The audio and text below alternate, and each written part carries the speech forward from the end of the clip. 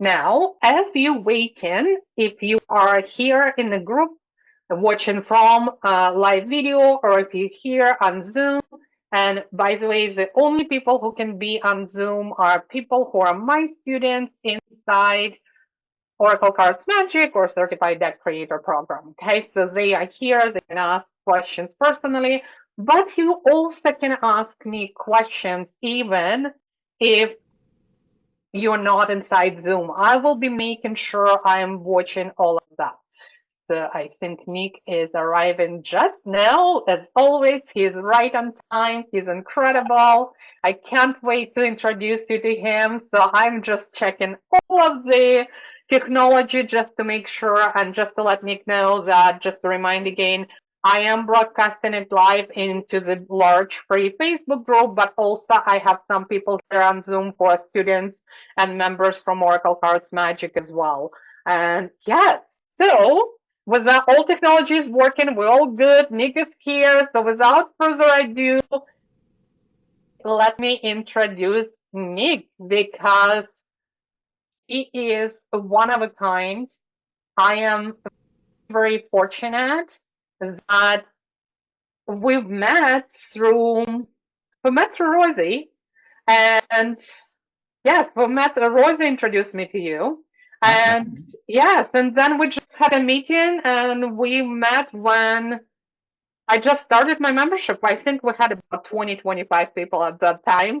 And look where we are right now. And look where Nick is right now. It's all about Deckable today. It's all about how you can bring your decks to life and make them more interactive. And there is so much more. So I am going to be quiet. I am going to put spotlight on Nick right now. Please introduce yourself. So this way, people who do not know you, and there is quite a few new people just joined because I invited them from my email. They might not know who you are and what Deckable is. Okay. Yeah, I definitely take you through the whole. I'm going to do a whole Deckible recap, assuming I'm just going to assume people know nothing about Deckible. But just as an intro to me, I often just well these days I describe myself as I invent things for a living, and I've always invented different things. I've walked through life and I see things that don't work or are missing, and see opportunities, and I go and do something about it. So I've created all sorts of software products along the way. I actually created a board game. I was published a board game called Gift Track, which sold 100,000 units worldwide. It was a party game. So I have this love of technology and this love of cardboard. So when I started discovering how many card decks existed, and you can see behind me just a selection of my card deck collection there. I was like, why isn't there an Audible or a Spotify for card decks? It just was obvious to me. And I started exploring what that would be. What product should we create? And would creators and would people use it? And I discovered in that research process there's two very distinct groups that use card decks a lot. And it's not that I think they're just ahead of the curve. And the tarot and oracle spiritual crowd often have we did a survey and we were stunned about how many decks people own. We'd heard this stuff, but when you see people fill in a survey and add extra options on the survey for more decks, we had to add 100 decks or more to our survey to accommodate people. So that's the spiritual tarot oracle crowd. And then there's also the facilitator, coaches, business strategy crowd. And then there's a kind of set of people that overlap, but we just think card decks are emerging because, and I'm going to cover this, I'm going to cover the kind of why now as I talk through the slides, but I won't dive into that right now. That's me. I just basically, I invent things, see things that don't exist, and then pursue them. I enjoy the challenge. I'm very used to blank expressions from people who don't get what I'm doing. The number of conversations I've had with people in my life, if 2 years earlier, they say, oh, I didn't really get that. 2 years later, oh, I get it now. And that's what it's like to invent anything. When something doesn't exist, people look at you blankly. And then 2 years later, they're like, oh, yeah, gosh. And that's just fascinating. So the journey with Deckible of just discovering what does this product want to become? I'm beyond the inventor of it now. I'm loosely the shepherd it, but I have a team of people behind me who actually really have taken that over from me. And I'm more just the evangelist, like I'm the get excited about what's possible guy and show people and lead by example and hunt down lots of people to bring them to the platform. And that's where we are. And we have, we didn't have a name for this release. I was thinking that this is a major release that's going to be pushed out Sunday, Monday morning Europe time, Sunday evening West Coast Canada. And yeah, it's a pretty epic release. So I'm going to dive in and take you through some slides on that. You're recording this, right? I assume. Absolutely, yes. But let's just start. Actually, I normally do 3 type of recordings this way, so let's do one more. Okay, so I'm going to do one more here. This meeting is being recorded. I was recording on cloud, but I'm also now going to record on my computer, and it's also streaming live on the Facebook. So yeah, okay. Because I just want to make sure I can get that, because I want to post that on my channels as well after this. Yeah. Awesome. All right. Oh, you need to give me sharing. You got it. Thank you.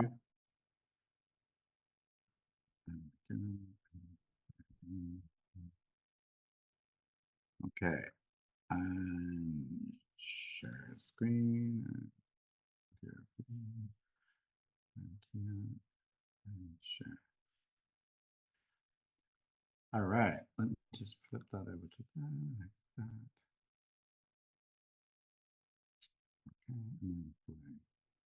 All right. Awesome. Okay. I'm going to basically assume you know nothing about Deckible, mainly for the purposes of recording. But I think it's even if you do know anything about Deckible, you may have heard me say all of this before, but you will have remembered a fraction of it because it's the nature of human existence today. I'm going to recap and then take you through where we are, what's coming, what's here. And this is just such a major release. We have been thinking about decks a lot. And what we've realized is we view decks as this ultimate short form media. They're this snackable, short, visual, randomizable media that you just draw from. And it's a learning tool. It's an educational tool. It's a coaching tool. It's also a donation tool. People today use books, journals, workbooks, courses, all these things to try and learn things. And we strongly believe that the deck is the ultimate medium to deliver all of this kind of content because it's portable and it's green. It's all about daily routine and it's all about a customized experience because every one of you will want a different daily practice, a different daily routine. And even whatever you're doing daily, you will do it differently in 6 months' time and a year from then. And if you ever quit your daily routine, you go and find a new one. And that's really a bad idea. It's a bad strategy. So the idea is with Deckible, you'll never get bored. With thousands of decks on Deckible, you can always just add an extra deck to spice up your daily routine. So that's really the big idea. And we've seen more and more evidence for this as we've gone along. More and more opportunities of books, journals, workbooks, courses, and more people creating card decks, right? And this is not just Catcher. There's lots of groups like Catcher, and there's lots of celebrity people who've gone, oh, look at the deck space, like Stephen Bartlett, Oprah, Deepak Chopra, on and on, right? There's just people who are creating decks. They're recognizing that decks are, when you have an audience that has a very short attention span, decks are incredibly valuable. So I'm divided my presentation into 6 different chunks today. So first off, we're just going to talk about our vision and the value of what we're bringing to the world. And then we're going to go through the short videos to actually demonstrate the product. We're going to dive into some examples of customers and some SEO as part of our SEO story, which is really important for you if you want people to find your deck and buy your deck. Fourthly, we're going to look through the new creator experience. So Deckible.com is due for a major update. And we're going to have we're going to highlight the new features in the app because the app is really transformed in this release. And then we have a kind of how can you help Q&A session at the end. So let's dive into first things first. Our vision is that we think decks are the perfect digital medium for the modern age. Deckible is and it's really hard, it's really weird, but it's taken us a while to realize this. We are a media company, right? I've always said from the beginning, we are like Audible for decks, but that's an easy statement to say, but just stepping into being a media company is a lot harder than it seems, or it's actually much easier once you actually realize that's what you have to do. And that's, I think, where we are with this release, right? This is one place for all your decks of all types, right? So you could have a tarot deck, you could have a coaching deck, you could have flashcards, all in one place, right? Because there really is 100,000 unique card decks in the world today, and there's a deck for everything. And if there isn't, you should go and create it if there's one that's missing. But yeah, so it's all about mental wellness, personal growth, lifelong learning. It's about turning up, doing those little bits every day that actually your daily practice. Draw a card, reflect on it, journal on it, meditate, etc. So we use cards to learn, grow, and reflect, whether it's for business. And card decks are just as applicable in the business domain as they are in the personal growth space. And we know that digital, does more, knows more. Spotify, Audible, Kindle, Netflix. What is it we love about those platforms? It's what they tell us about what we've done that'll help improve our experience. So Spotify you can create a radio station on Spotify of one song or one band, which will help you find other bands. What's cool about Netflix? It's telling you what to watch next, right? It's helping you with that choice. It's listening to everything you've done. And that's absolutely in the crosshairs of what we're doing with Deckible. You're going to see more and more of that as we move forward.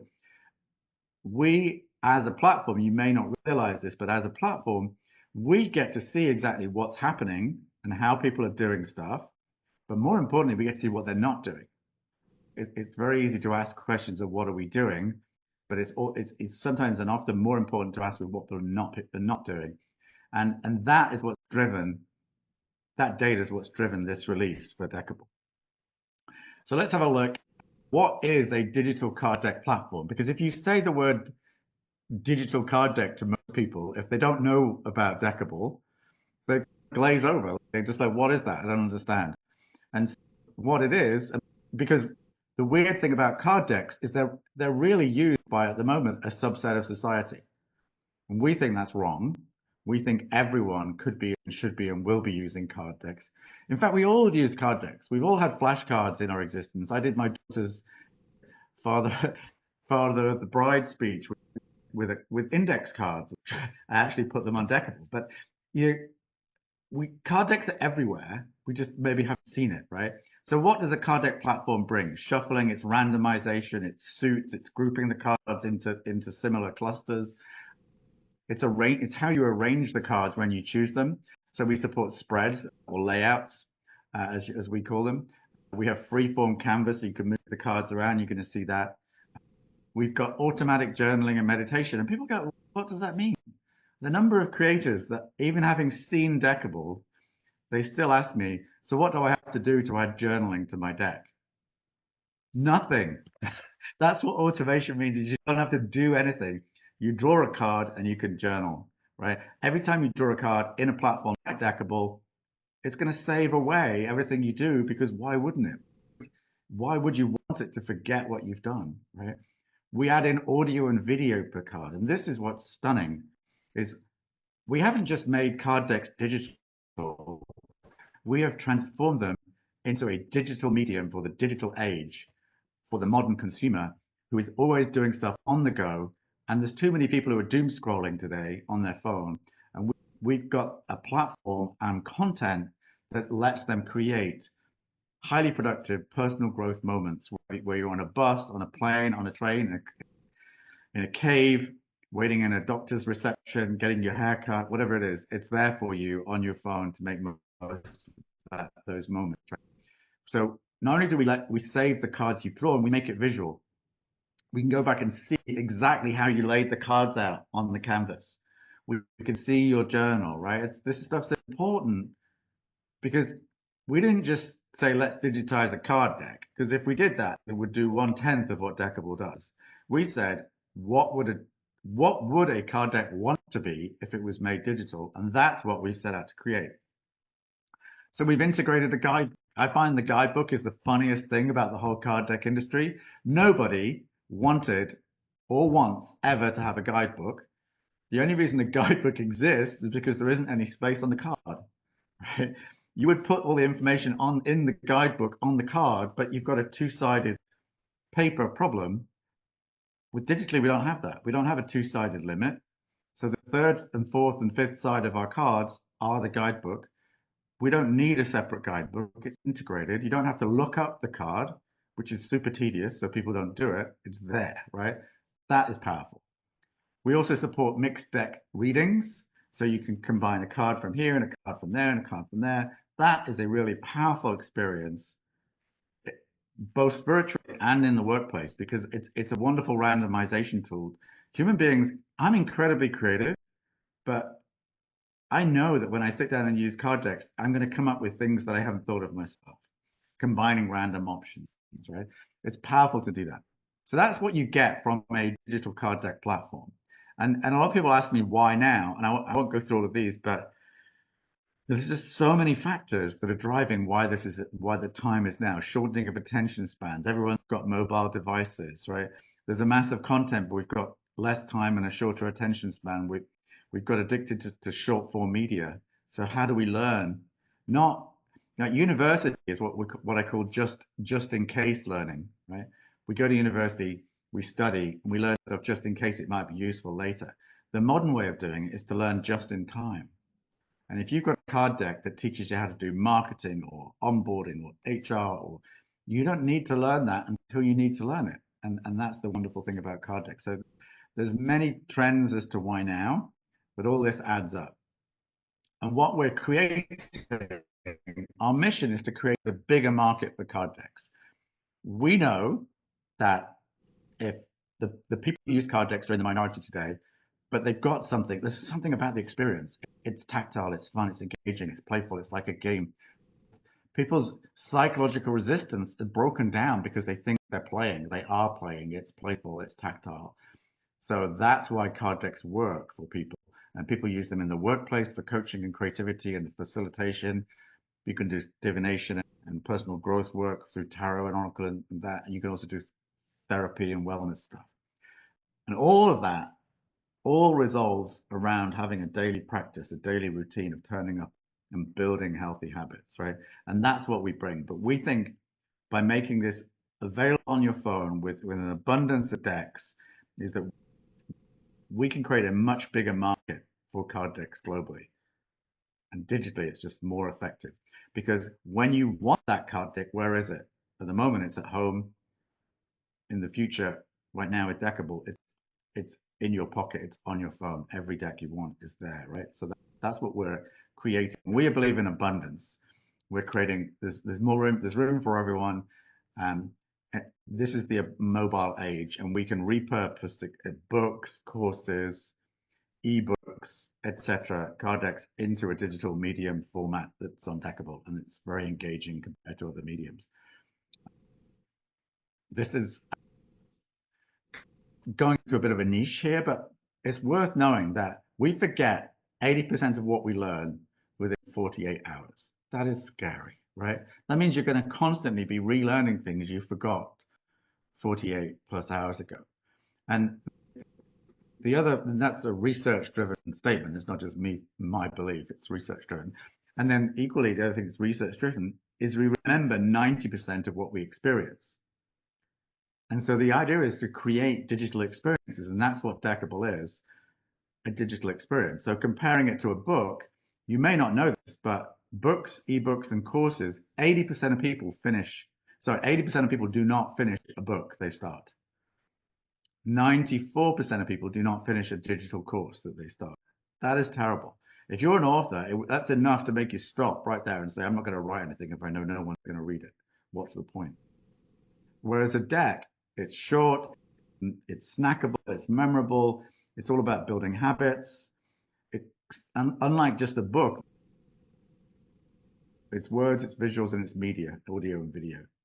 And you're doing things with a deck. That's the big difference. When you're just reading a book, that's why it's forgettable, because you're not doing anything. With card decks, you're drawing the cards, you're arranging the cards, you're journaling on them, you're meditating, you're thinking about it.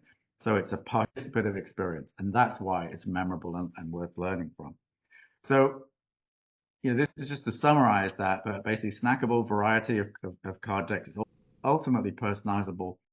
It's about habits and routine. It's about media. It's about learning, and it's all in one wellness experience. And that is really what we're creating with Deckible. And the thing to understand is, we're now at the point where we're approaching 1,000 decks on Deckible, and that's going to be a major party. We've got to decide what to do at that point. We're at the point we need to plan that now. But the value of Deckible is the creators times the community times the decks, and each deck is different, offers a different value because there's more in there and some less.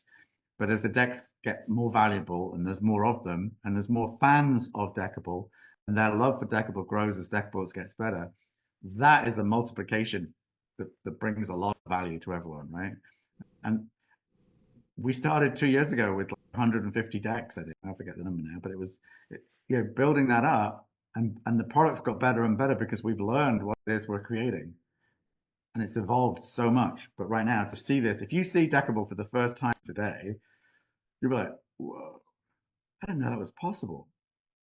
I've used some of the card deck apps before, but oh god, they're horrible. They're actually, the other existing card decks have actually done a disservice to the card deck industry than what Deckible does, which we believe is to grow the category. Okay? But that's the value that we bring. And so that's our vision and value. And let's have a look at some short videos now. So the first step, no one's ever seen this before. It's the first kind of live. So this is the new Deckible homepage. And we have a slider at the top. You can just like flick through all the decks. You click on a deck, draw from your cards. That stuff's the end stuff is the same, but you can now scroll down. And what's interesting is I can scroll to my readings. With Deckible, this new homepage design it's widget based. What does that mean? It means it's composable. So we were stuck before because our homepage design was all wrapped into one. It was one big lump of code that did everything. And now we've got this widget design, which means we can very quickly add widgets that do specific things differently. And you either have it or you don't have it. And it doesn't get complicated for everyone.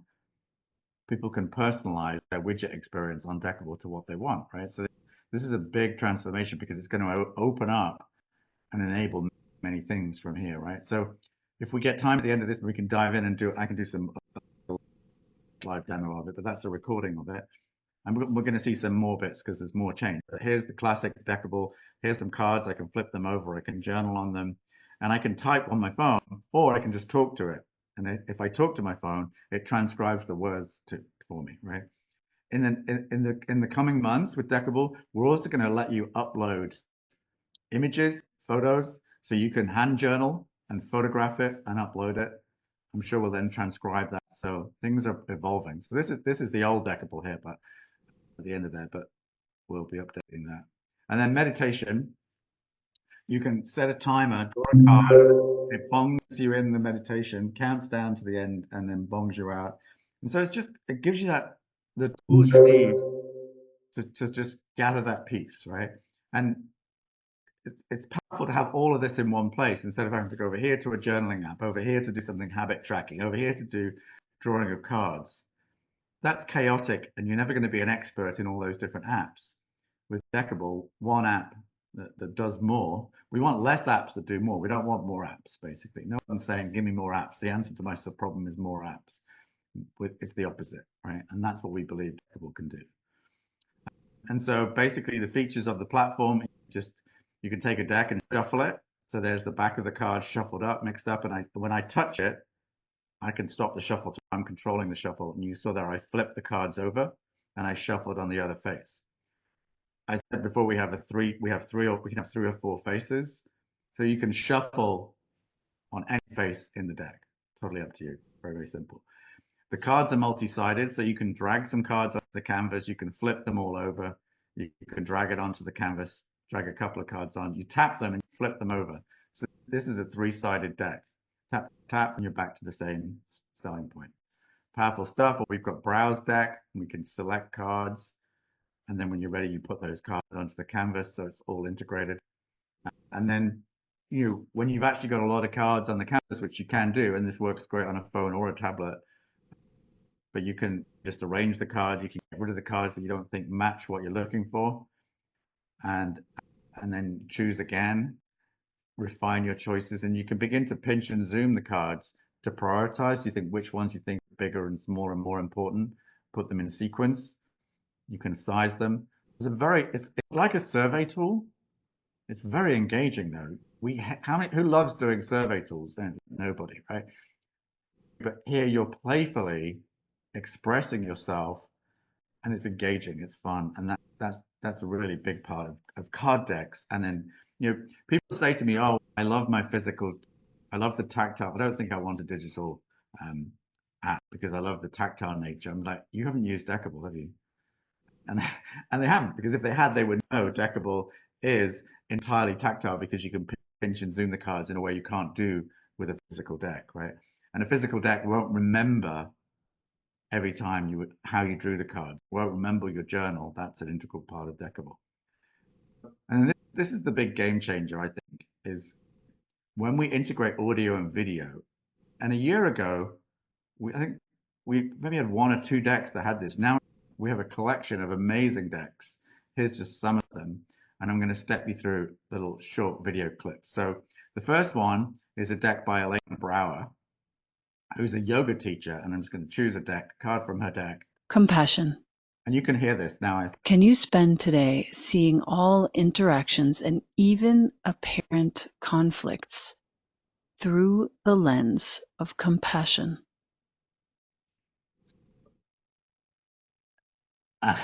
She clearly has a lot of experience having done yoga, more than her 10,000 hours. And the commanding voice there, very articulate, and she's recorded for each card in the deck a 20 to 30-second soundtrack.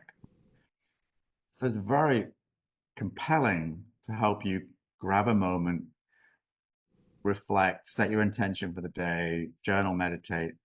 And it's so much more compelling when you listen to that person. If I just read the words, it wouldn't be the same, right? But the words really speak to me and let me step into that. The next example I want to show you is Kim Sarton's deck, which is the Face Yoga deck, and this is absolutely stunning. And so in this deck, I can scroll through the deck. There's the deck. Here's, I picked a card, and I can click on the card. Connect with the breath. Place the index and middle fingers between the eyebrows. Inhale and apply gentle pressure. On the exhale, gently stroke upwards and separate the fingers like. I am enough. I know I am enough when times are rough. I hold myself accountable. I hold myself responsible. You're never gonna get there. And these people have all taken a photography course.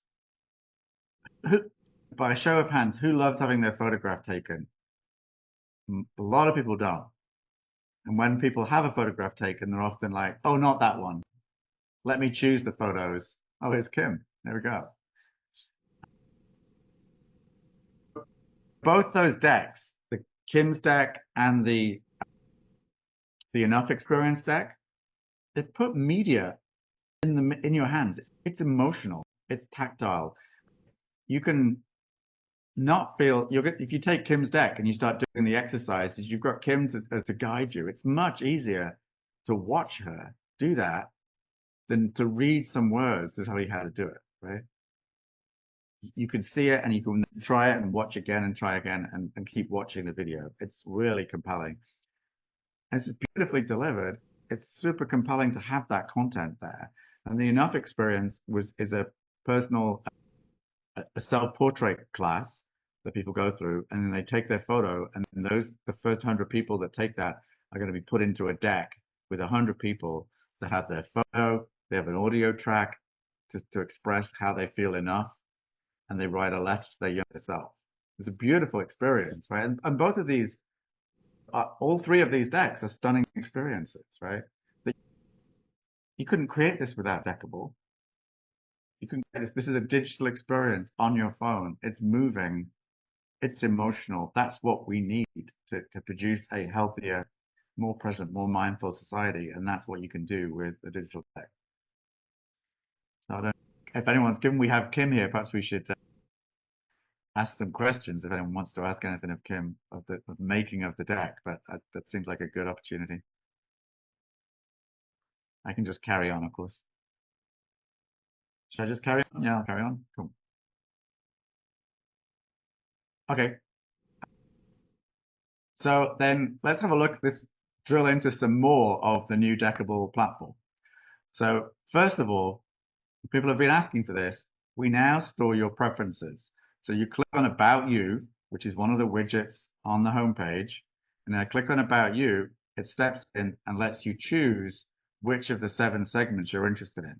So if you choose that you're not interested in spirituality and tarot, it won't show you any of those decks anymore unless you go back to your preferences. So it customizes the marketplace based on what you're interested in. And that's going to allow us to target you, to recommend other decks to you based on what you're interested in, but it just creates a better experience for everyone. So then once I've customized that, I click on the marketplace, which is that another tile. Remember I was saying that the homepage is designed of tiles, right? So I click on the marketplace tile, and it's finding my decks that match my preferences, and I can scroll through here. I can scroll up and down and explore any of the decks. Any one of those decks that I'm interested in, I can tap on it.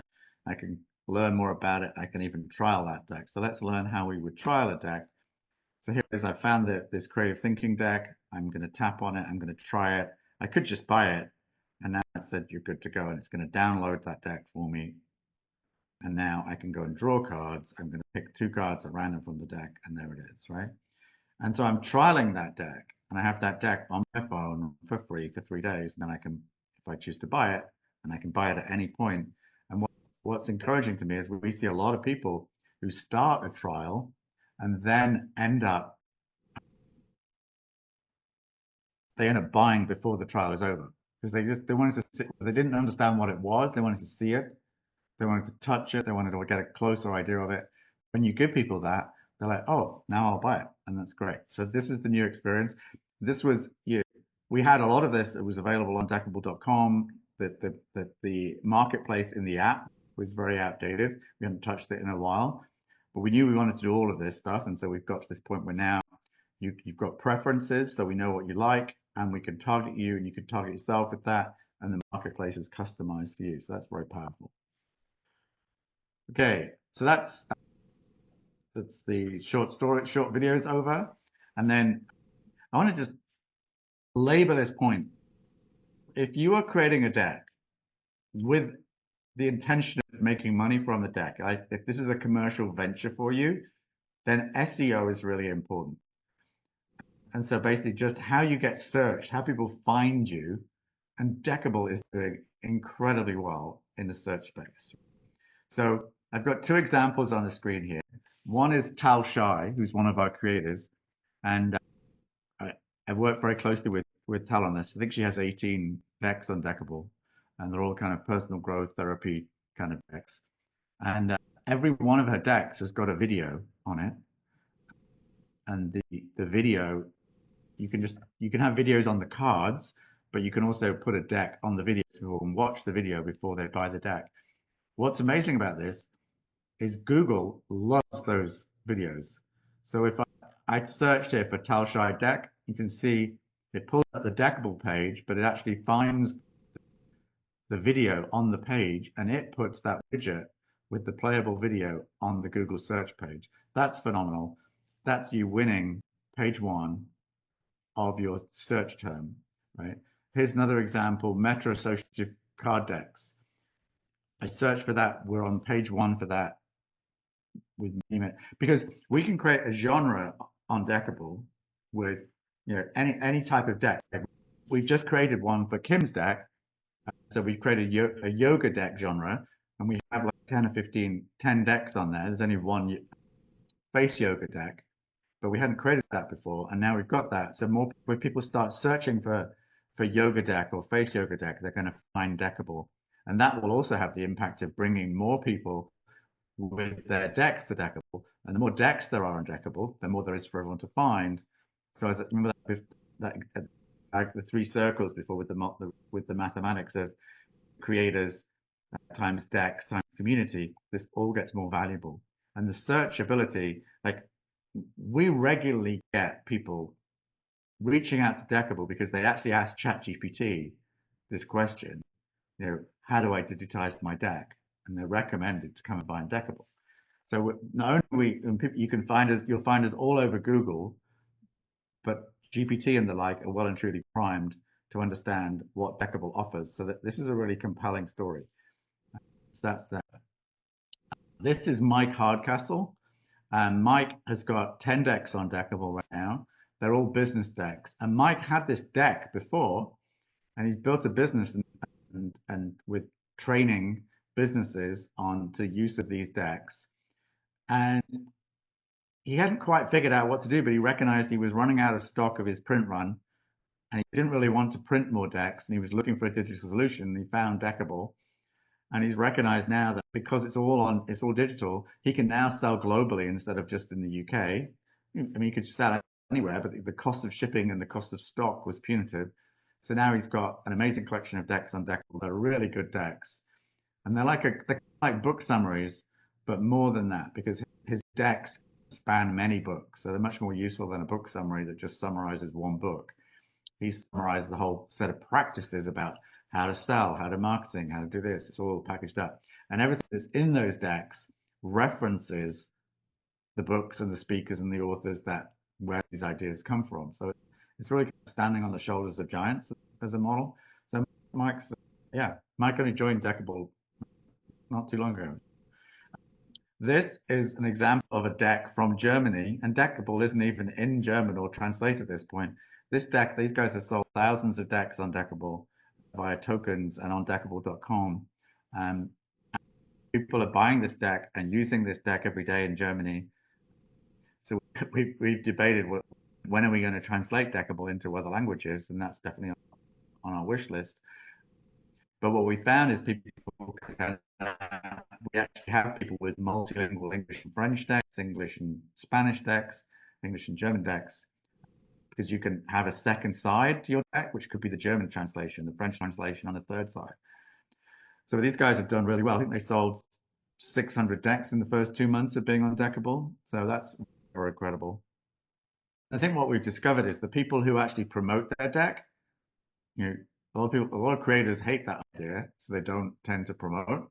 But those that do sell a lot of decks, and that's definitely the experience with Stephanie and her community that have obviously bought a lot of decks. So, and then just across the board, here's some examples of amazing spirituality, oracle, and tarot decks that are on Deckible.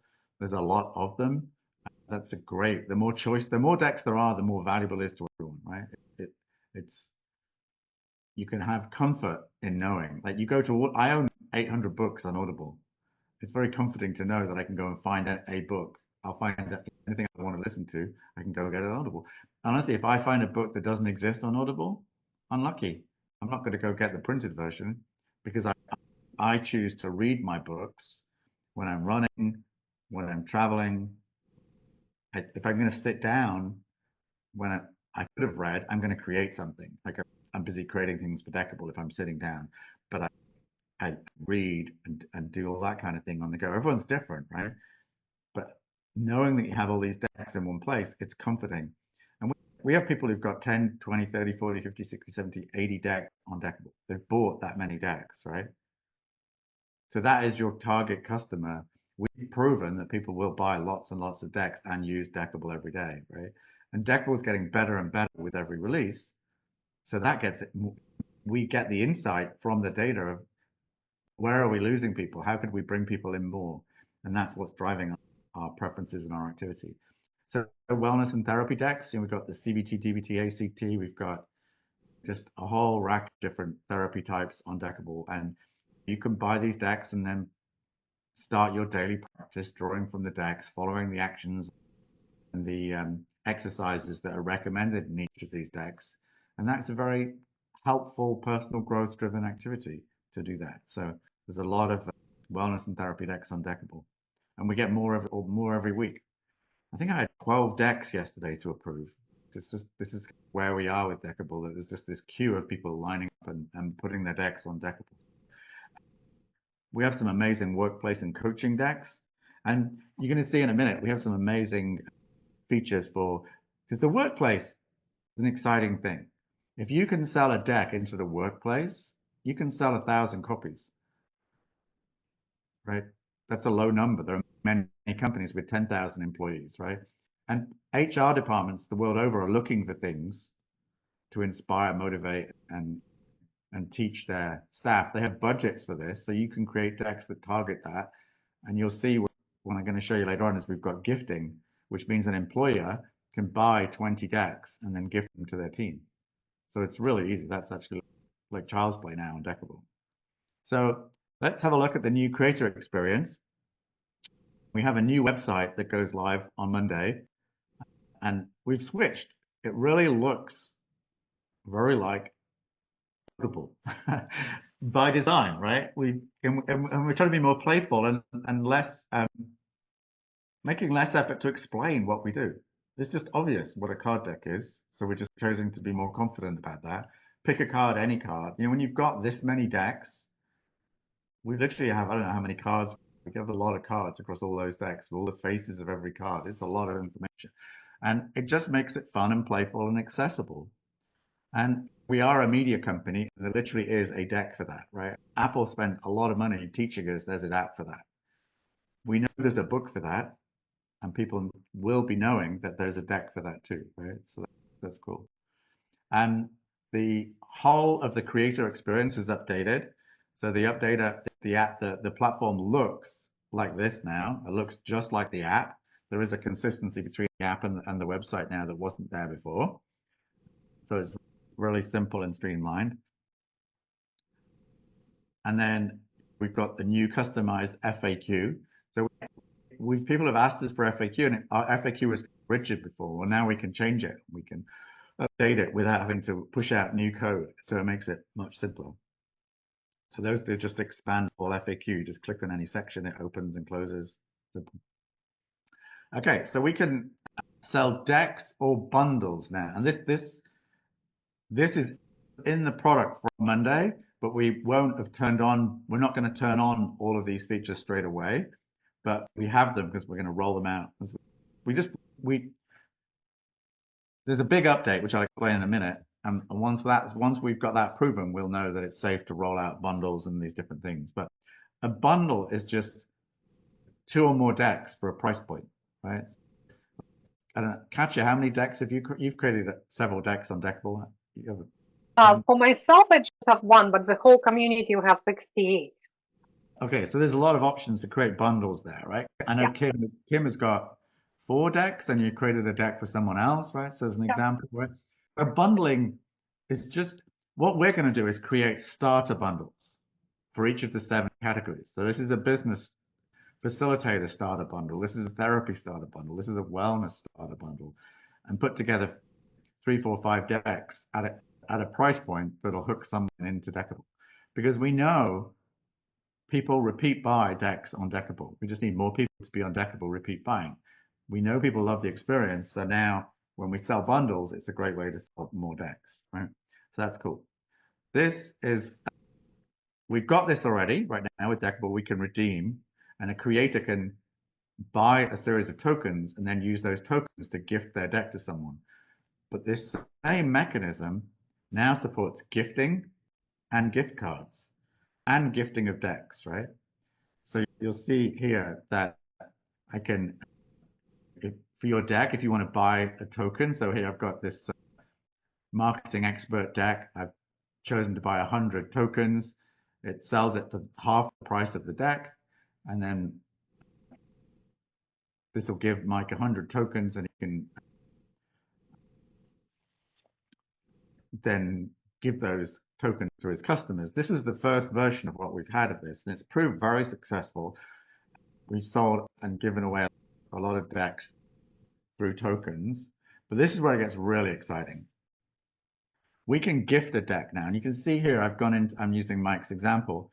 We've bought 10 of each of those decks. So 4 decks, 10 of each, comes to $1,100.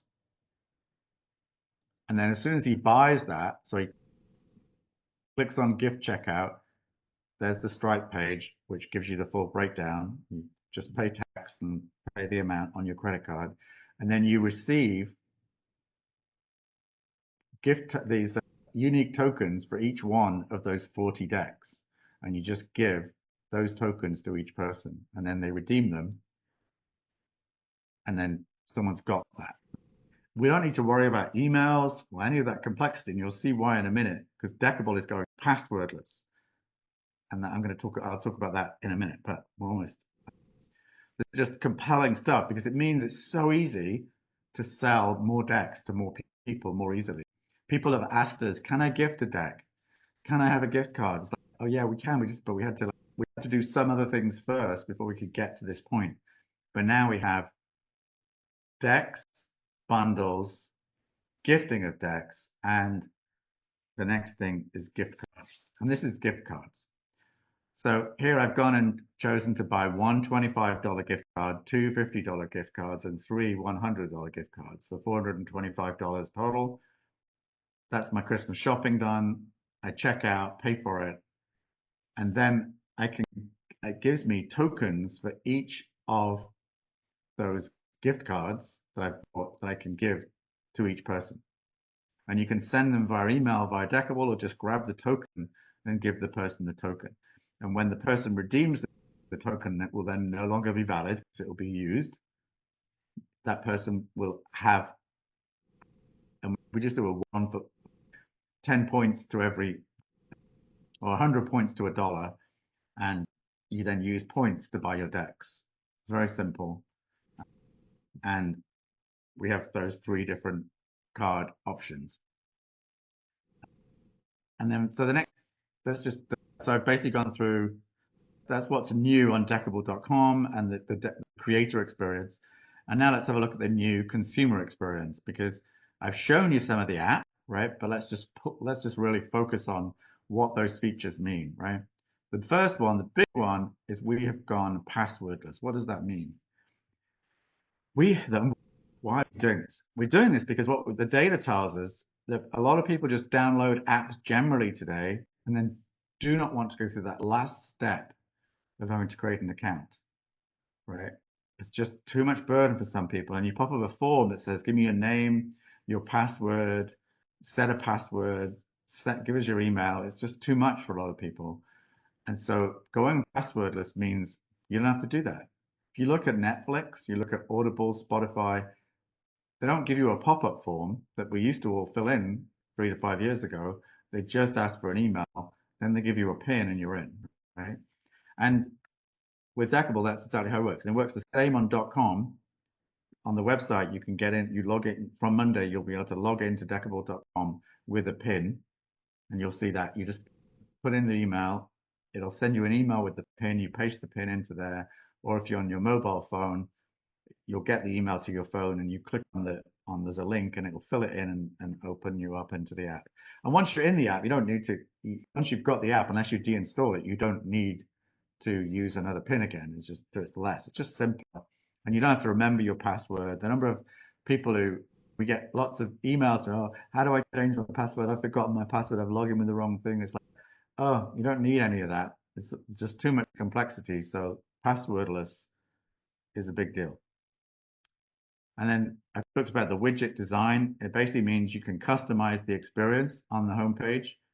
And you're going to see more and more customization because now we've got this flexible mechanism, we can add more customization more easily, right? And that's a big deal. So it's very exciting. I think that the product looks beautiful. It looks like a really slick finished product these days. I think the previous Deckible probably didn't, right? There were bits that were just not quite so finished. And now this looks really slick. So that's a big deal. And I showed you this. You can customize your marketplace experience by choosing which of the 7 categories you're interested in. And once you've done that, the marketplace reflects those decks for you, right? Very simple, but it just means you get to the decks you want a lot quicker. There's a lot less fuss. There's a lot less confusion. Some people just hate spirituality, oracle, and tarot, so you just turn it off, and then you won't see any of those decks, right? So it's a win. People say to me, "Oh, why would I want to see these decks decks on there. And you go to Audible or you go to Spotify, everything's there. You don't think that it's because there's books on, there's saucy novels, there's whatever you want on, whether you want an autobiography or a love story or whatever, it's all there on Audible. It's the same on Deckible, but this lets you customize and hide the things you don't want to see. And we have a new collection, a deck collection manager. And so what this means is, because we have people, I have a lot of decks on Deckible, but I'm not that typical because I'm testing and looking and using and stuff. But we have people with up to 80 decks on Deckible. And then so when their homepage experience, which is back here with the 80 decks at the top, there's a lot of decks. And at any given point, some people fall out of love with certain decks and they want other decks.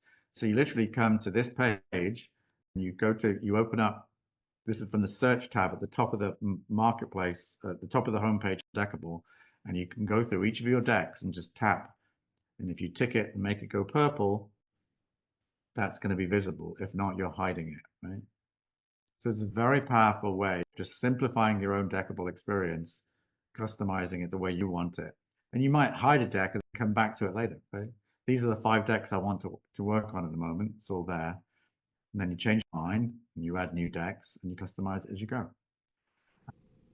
And I showed you this, but you're trialing decks for free for 3 days. You find the deck, click on trial, and you get to try the deck for free for 3 days, or you can buy it. And you're going to see us offering incentives to people. If you do X, you'll get another trial credit. Recommend a friend, do this, do that. 7 days in a row, you've done Deckible. Great. Here's rewarding people with points and incentives as a consequence of that. So that's a lot. This release has enabled a lot of that.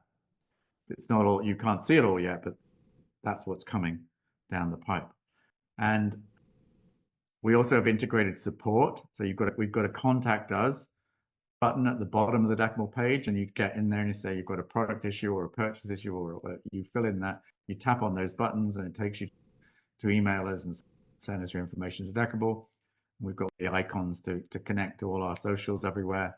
And obviously then this version will update the app on iOS and Android. And obviously if you haven't done so already, I would really appreciate if you go and review Deckible on Android or iOS or wherever you use the app, because that does make a big difference, right? And if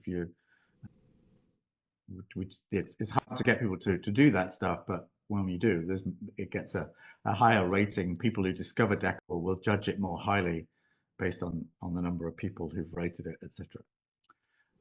So the last little bit is, how can we help? How can you help?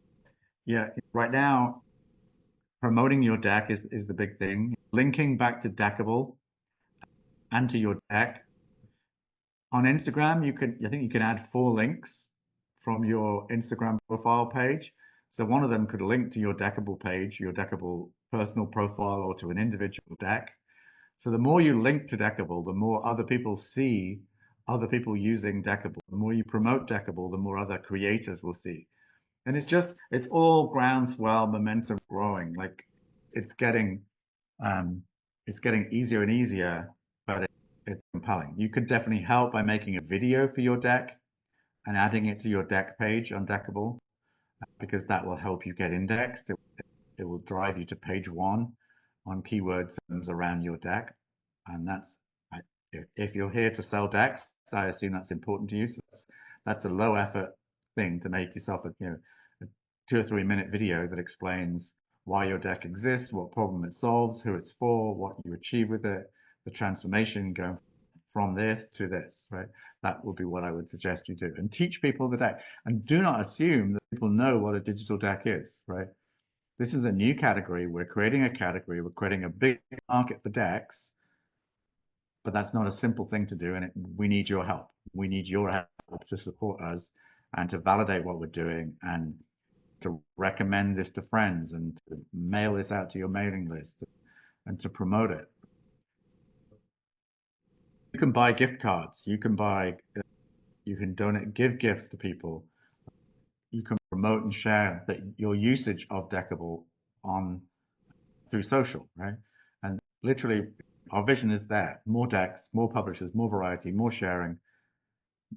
All of that is going to help us grow and build Deckible to be bigger and bigger, right? So that's it. And then the last thing, yeah, question time. If anyone's got any questions. That was brilliant, as always.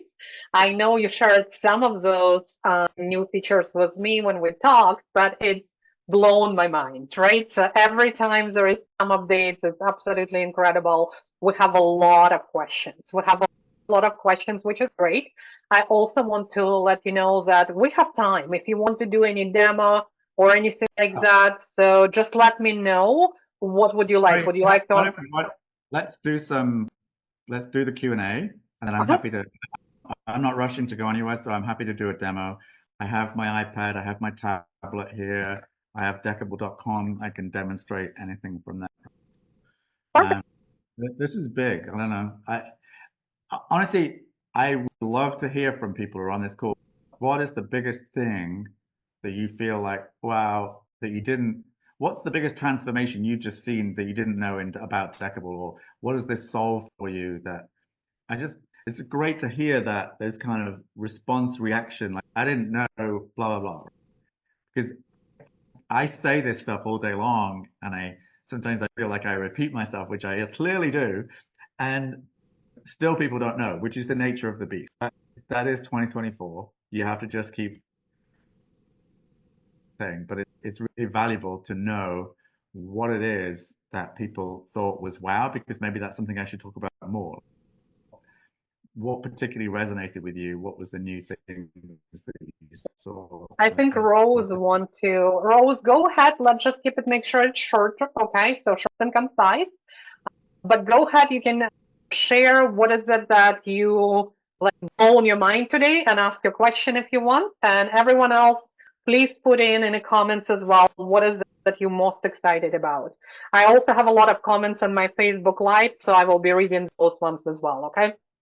Yeah. Cool. Okay, I keep unmuting and then muting. So first of all, I did want to ask a question. When I have a vision of a deck for myself, I've been with Katya for a while, but for whatever reason, there's been a delay. And I think there's a blessing because with all the recordings, the recording part that's going with it, how long has that been available? I'm just being nosy. The recording, what, the audio video? Oh, a long time. Yeah, it's been a long time. Yeah. We didn't, one can have a feature, but until you have a deck that demonstrates the feature is like hiding in the shadows. Right? And so now I can whip out Kim's deck to demonstrate, look, this is how cool, this is how you can teach someone to do something. It's because people don't, who reads a manual? Who watch it? We don't do that stuff anymore. And that's what a digital deck can do for you. This is the best way to learn things, right? Short, snap content. And all that content may exist already, but you can gather it and package it up and sell it to people, right? So, is there a certain amount of time limit though for the amount that we're recording for a card? I forget we do have a limit. I'd strongly recommend not going long. Like audio, all of them under a minute, under 2 minutes, definitely under 3, like 30 seconds is great. You basically, what I would recommend, right? This is how I view it, is you will be more successful if people finish your clip, your 30-second thing, and feel like they want more than if they quit at 30 seconds for a minute and never get to the second half. Leave people wanting more. If they walk away, they quit. If when you finish and they finish your piece of content, they feel more satisfied and they have a high opinion of you and they'll come back for more of you. That's how I frame it. The real question I wanted to ask is, when I created my deck years ago, it's supposed to be a 3-part deck. It's supposed to have a foundation, whatever, and there were supposed to be meditations that go with the foundational part. So this is why, unless I would be able to connect that with a YouTube video that's private, would that be my respect? Yeah, no, absolutely. We use, for video, we use YouTube videos, and they can be the unlisted, not the private ones, unlisted videos. No one can find the URL of an unlisted video. It means we could use that video if it's unlisted, either an unlisted or public video, just not a private one. Does that make sense? Yes. So, but it can actually have 3 separate piles that they could play with. I just want to ask that question. Yeah. One is okay. But there's 2 ways to solve that. One, you could have 3 decks, part A, B, and C, right? Or you can have 1 deck with 3 suits, like clubs, hearts, spades, whatever, right? But you could have your suits would be the 3 things you just described. So you can either have 1 deck with suits, and each card in each suit has a similar purpose, right? But in the cards in the other suit do something different. So you can totally do that. Or we can have 3 decks, because Deckible supports mixed deck reading, so I can grab cards from different decks. It's so easy. That's the top thing I should demo. Remind me, catch you up. That's the first thing I should demo, John, because I realized that wasn't in my short clips that I showed. Yeah, can you tell me what it was? I was answering question in Facebook group, sorry. I should demonstrate a mixed deck reading. Okay, thank you. Yeah, I'll put it in a note for myself and remind you. Okay, perfect. And I could also demonstrate filtering by tags. Awesome. The suits are tags, and you just filter down the deck. Easy. Okay, awesome. That's fantastic. Okay, let me read all of the excitement first, and then I have tons of questions as well. Let me just go ahead and read what people are excited, which is so interesting that Lara says, this was an amazing presentation. I'm blown away with all the bells and whistles, and it's so exciting. Marcel says, who does have Deckible already, she says, thank you, Nick. So excited for all the new Deckible features, and really excited about video and audio. And it's so interesting because it's been available, but it's people just not sure. Then John says the same. I wasn't aware of the ability to add audio and video, and he is a member. All of them are members of the membership as well. Jen says the video and audio is what most exciting her, but Jen is new to us, right, to Deckible, so that's probably understandable. Those are incredible comments. I love that. The lesson you all should take away from this is, I guarantee you, I have said there is audio and video in every presentation I have ever done for the last 18 months. The lesson to take away from that is, when you are selling your deck to people, do not assume anyone knows anything about it. Repeat, right? Because nobody remembers. What did I say? We forget 80% of what we learn within 48 hours. So you could all be super excited right now. It's all going to be like buzz, and within 48 hours, you would have forgotten 80% of the wonderful things that I've said. Sadly, you get to listen to me again, though, so that's okay. Yeah, that was like, to me, like, it was just, I was blown away by this response. For me personally, I like all of the features, but I think most exciting is we can bundle decks, and we know that from marketing perspective that people love to buy bundles, right? So that's one thing that is very exciting. Doing a passwordless is incredible, right? People forget passwords, so it creates a lot of friction. So you're removing friction for all users, also creators as well. Another one, organizing my decks. That is amazing because I tend to work with certain decks for a while and then switch, right? So that would be really cool. I love your feature of now different categories that people will be able to look at the category. I'm excited about all of them. Okay, literally. One of the things that we've definitely not done is we've definitely not driven people to come and buy decks on Deckible, right? For a very conscious reason, because we felt if you target people and you can't target them at a certain deck, you're just going to upset them, and you're going to shrink your email list. But now that we know that Fred likes business decks and Mary's into therapy, and Molly likes this, we can target those things differently and we won't end up shrinking our list. Yeah. Okay, let's go through the questions here. I will be posting them, probably easier. Can you see them in the comments when I post them, Nick? I've got. I Yes. just posted one. Oh, yeah, I have a lot, so I'll post one, like a few at a time. Yeah. Can you upload a deck without a guidebook? Absolutely. You can. I would strongly recommend you have at least you have a video to explain your deck, right? Mm-hmm. And it sounds stupid. You might say, "Oh, it's an affirmation deck. It's really obvious."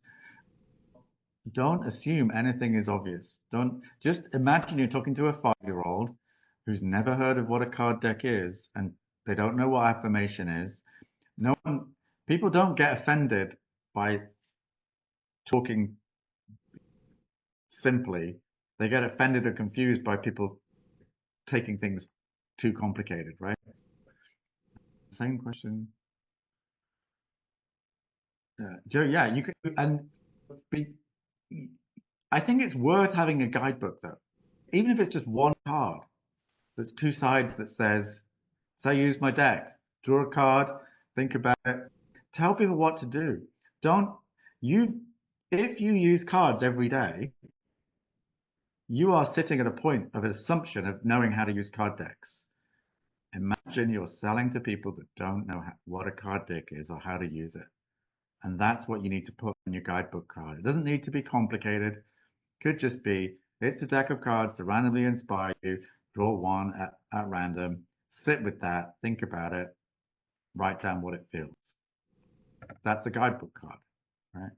And you could even just record, you could record an audio or a video to go with that card. So that's the guidebook, right? That's what it needs to be. But if you have no guidebook, we've had complaints from people who've bought decks and they're like, there was no guide, I didn't know what to do with it.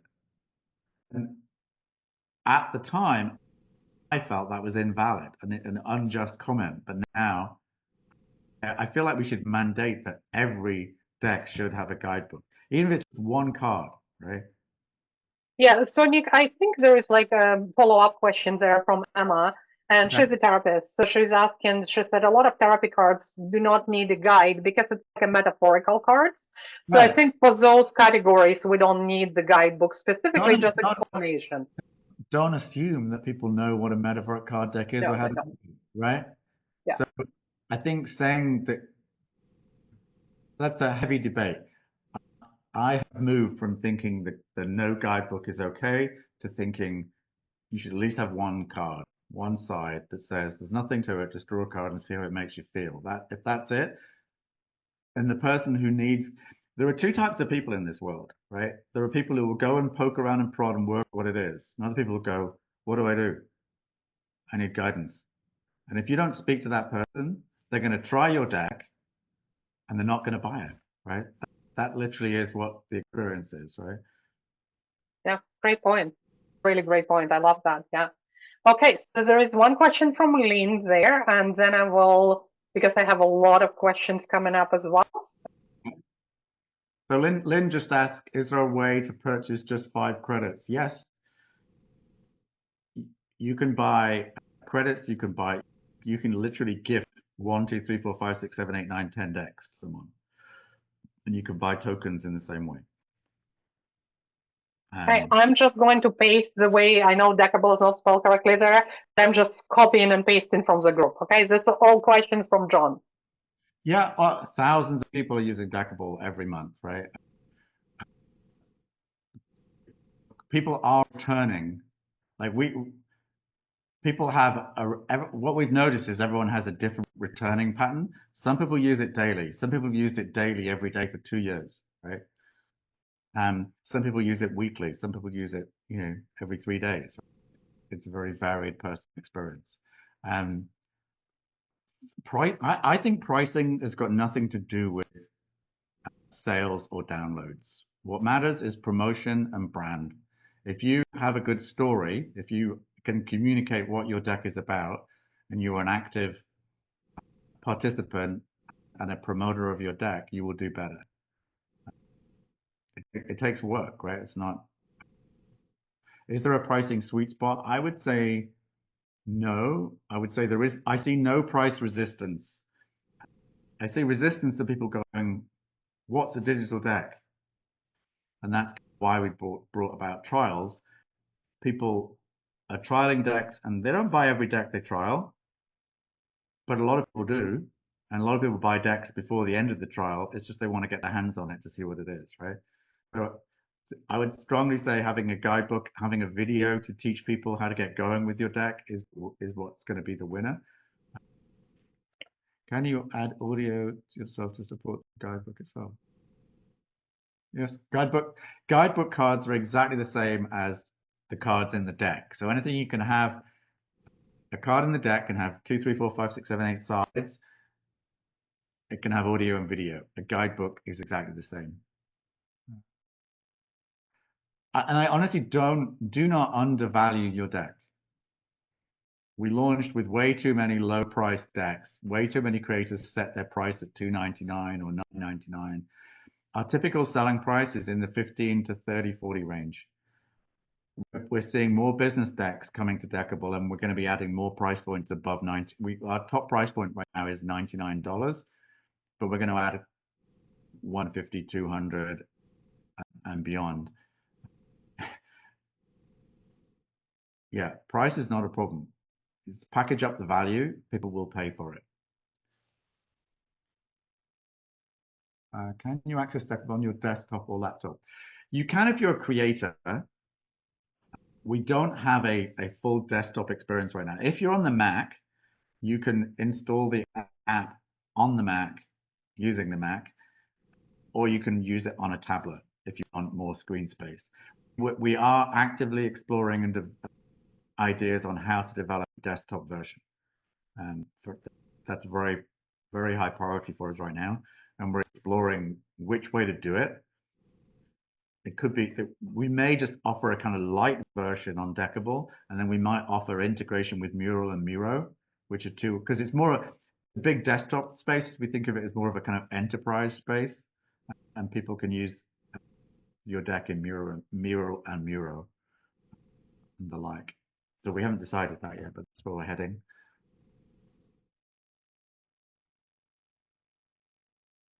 Yes, you totally could, Lynn. That's correct.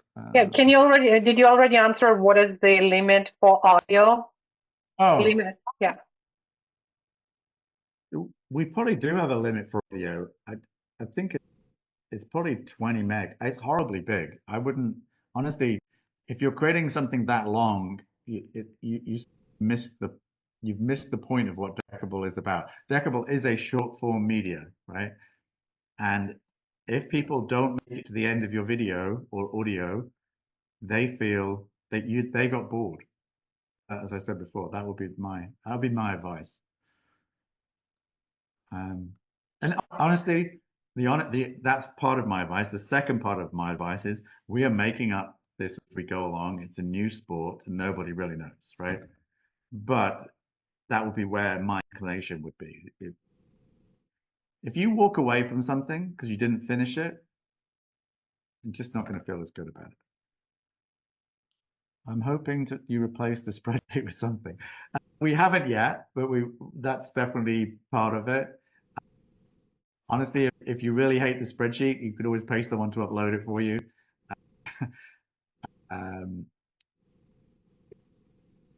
It is a very simple mechanic. It just people don't love it. So when you rely on the checklist, you upload stuff, and the checklist literally steps you through the process end to end, right? So people, and it's so true. People who say I hate this and I don't, they absolutely will create a negative experience. And people who turn up and say this is going to be fun, have a fun experience, right? So framing matters. I hate Excel, right? I hate Google Sheets, but I don't have to put what do I hate about them? I don't want to, the formulas, there's nothing, all we use is just a place to cut and paste data into a grid, right? That's all we use for it. There's nothing else about it. So do we have an affiliate plan? We don't yet, because we don't charge for anything, right? We don't have a membership fee that we can charge for and we can affiliate. And so we've avoided that. And honestly, everyone is on Deckible is there for the spirit and the energy and the support of Deckible and the community. It's not, they're not here for the money.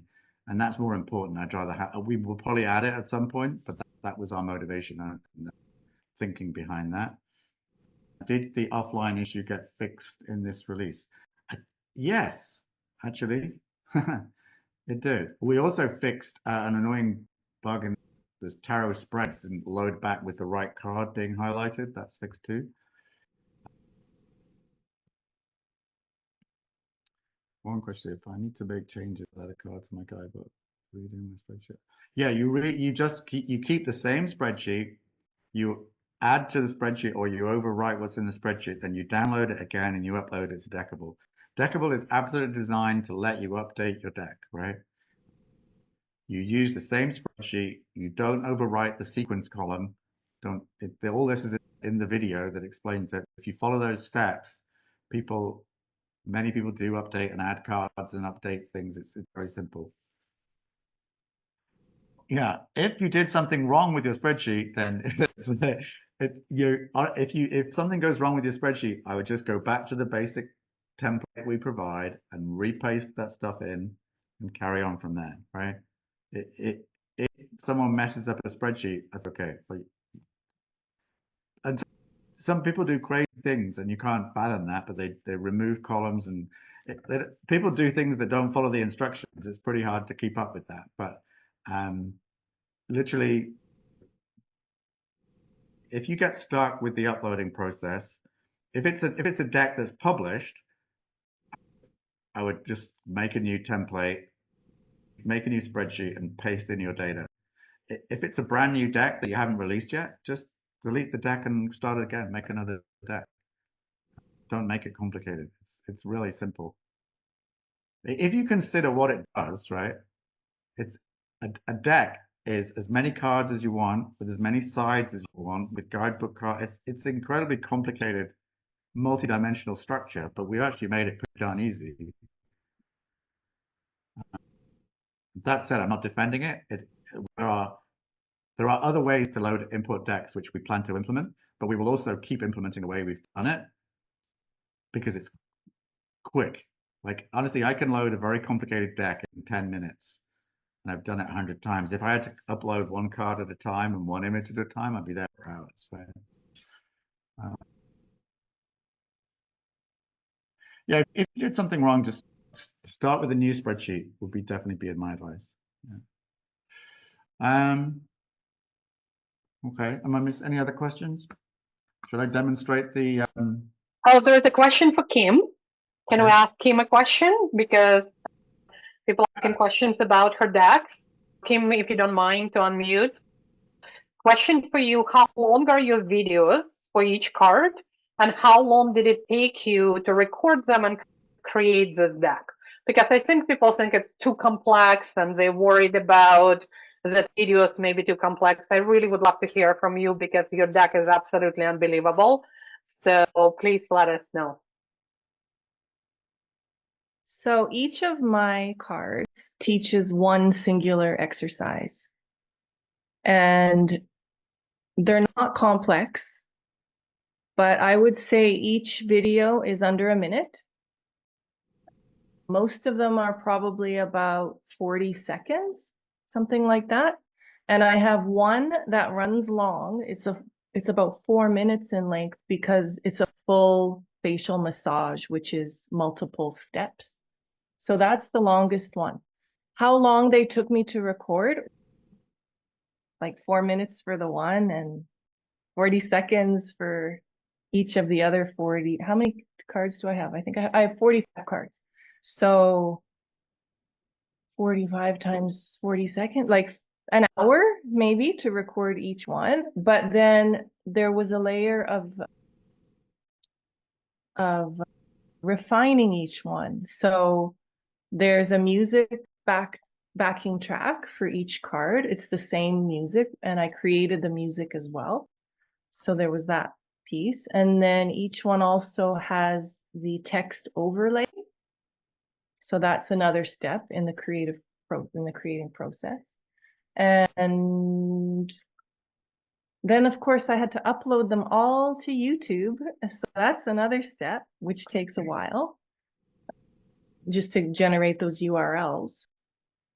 I started this deck in February and I just got it completed in like a couple of weeks ago. I would say the longest part was just refining it and getting it the way that I wanted it to be so that it would look and operate the way that I wanted it to in Deckible. So Nick knows I uploaded probably 5 versions of the spreadsheet because sometimes you talked about the guidebook and I initially had a card that explained how to engage with the deck. And I just had that as something that showed up with every single card pull, but it felt like it was too much.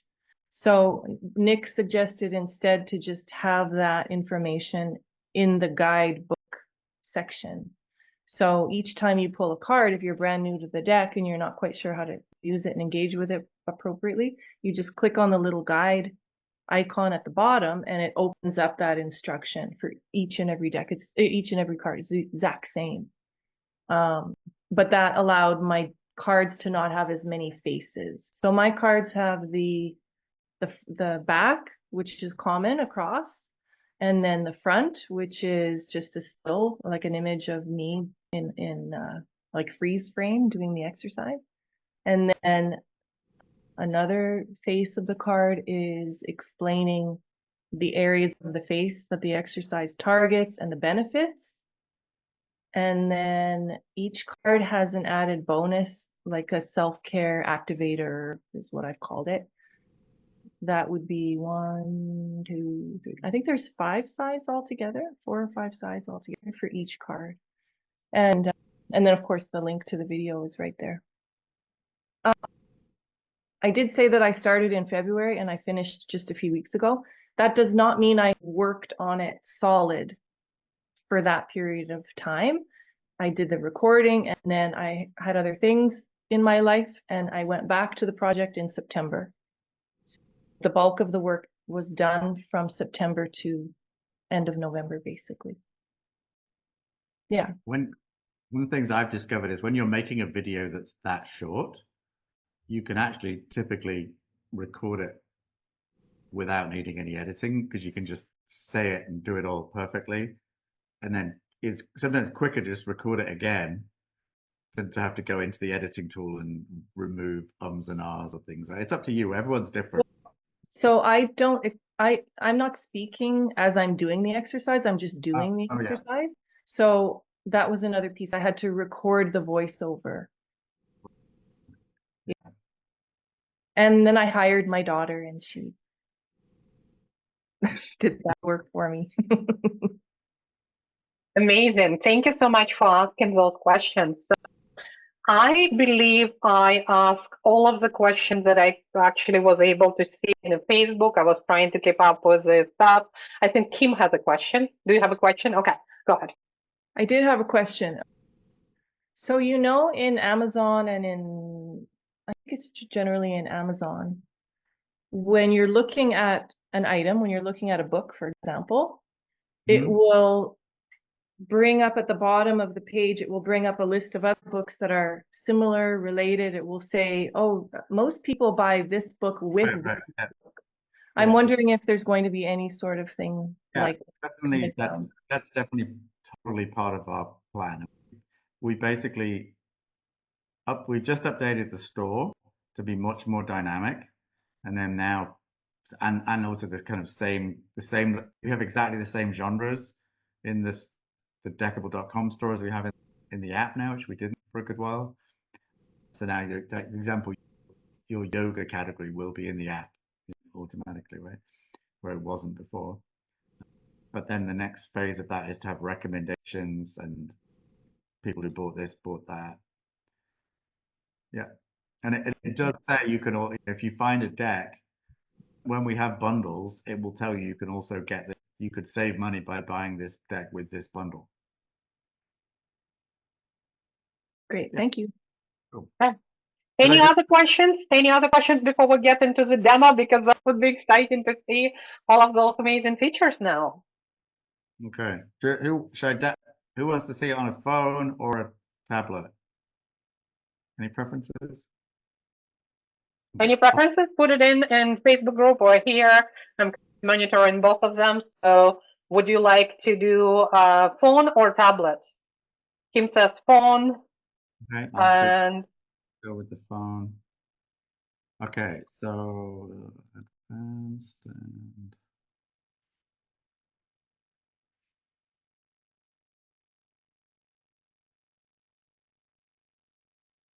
and somebody asked for tablet.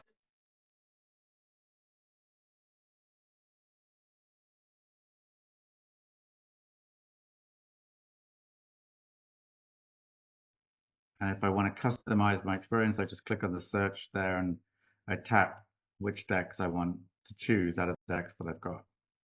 And so if I choose, I'm going to start with a quick Nick, draw. I think, Nick, we for some reason there was no sound right at the beginning. I'm not sure if you can start all over, if you don't mind. All right, I'll start here. Okay, so you hearing me now? Okay, so I'm going to start with just on the Face Yoga deck, and I'm just going to choose one card at random, and here it is, right? So what do we get? We got tongue tip neck toner. Kudos to you, Kim. That's a great photo. It's just like, that's just all in, committed. Fantastic. So if you want to, we could just tap on that and play the video. Breathe through your nose. Gently tilt your head back. I'll stop that, but you get the idea, right? And so now in my timeline, you can see these are the previous card draws that I've done. I'm going to open this back up, and there's a plus button at the bottom, and I'm going to plus, and I'm going to choose this deck here, and I'm going to flip it over. I'm going to shuffle the deck. I'm going to stop the shuffle, and I could slide through here and choose a card like so, right? Or I could just do quick draw. Quick draw there, I've chosen that card. I've now done a mixed deck reading from 2 decks, okay? Take a third, I click new deck, and I slide along the decks that I've got here, and I'm going to choose a deck from this one, card from here. There we go. So now I've got 3 card reading, and I'll just do the final one to pick the 4th card from a different deck. I'll choose do less, be more. Daily mantra. Causes and conditions. Turn off the sound. That's got audio. So now I've got 4 cards, and if I want to, I can just lay them out. I can tap them over, and if I want to, I can just journal on those, and I can journal on an individual. This card, and if I hate typing, so I'm going to talk to my phone, and it's going to transcribe everything that I'm saying, and I've really got no excuses why I shouldn't journal. It was that easy. Saved away. And there we go.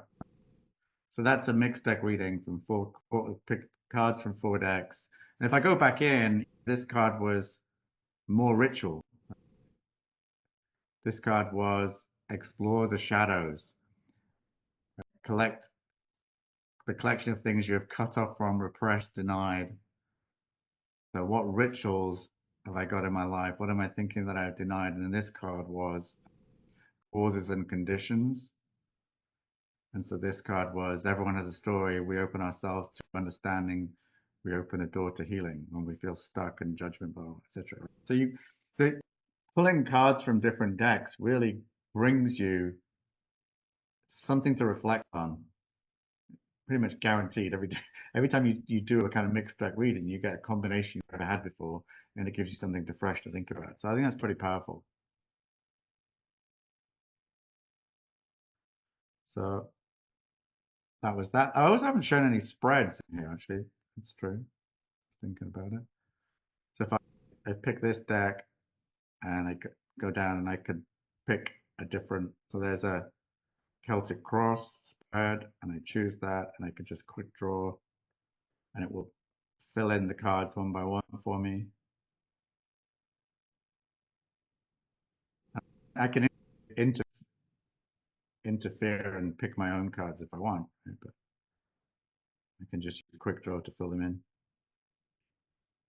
And then I reveal, and I can flip them all over, and I can tap on any one of the cards in there. I can zoom into that card, right? I can return back. So there it is. There's my timeline. There it's in my timeline. You can see these are all the cards I've drawn today. Down back through any of these, scroll back through time. So it's really pretty cute, pretty simple.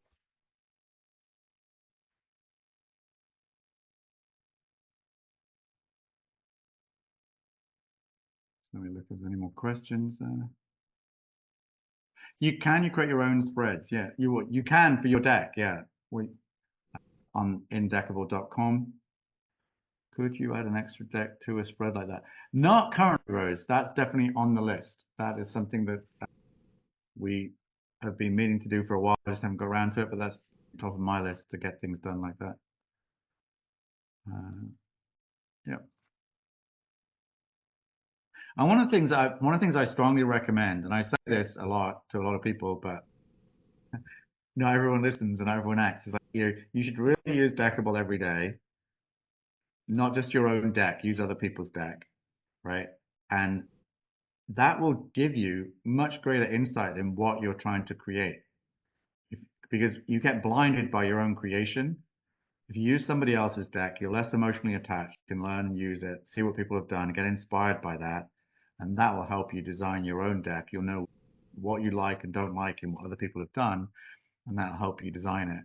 And then it actually puts you in a position when you're actually asking other people to buy your deck and use your deck, that you are using the product that you're, in a way that it's intended. So you actually have the expertise to support them and recommend and demonstrate how to use your deck. I think that's really important. Sadly, I think not enough people do that. I think people think they don't need to. It's a piece of advice they choose to ignore, and it's a mistake, because basically then you get stuck later on because you tried to race out of the gate and do something and not be ready to do it.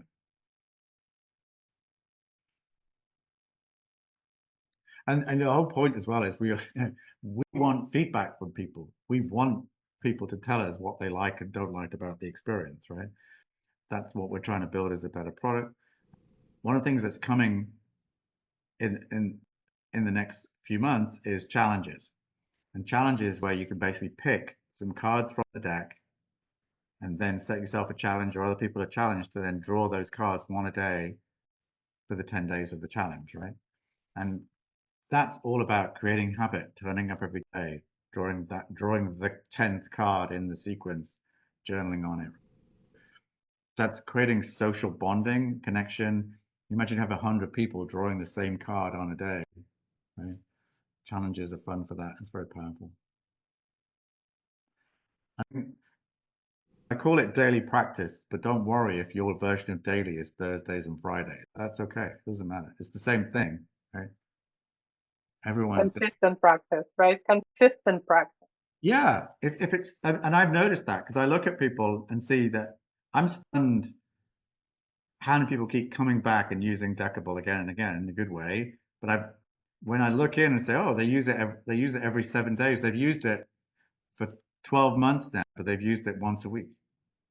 So that's really valuable, because they've done that without any alerts. There is no alerts in Deckible right now. We're going to add those alerts, but what I know is we're adding alerts on top of something that works.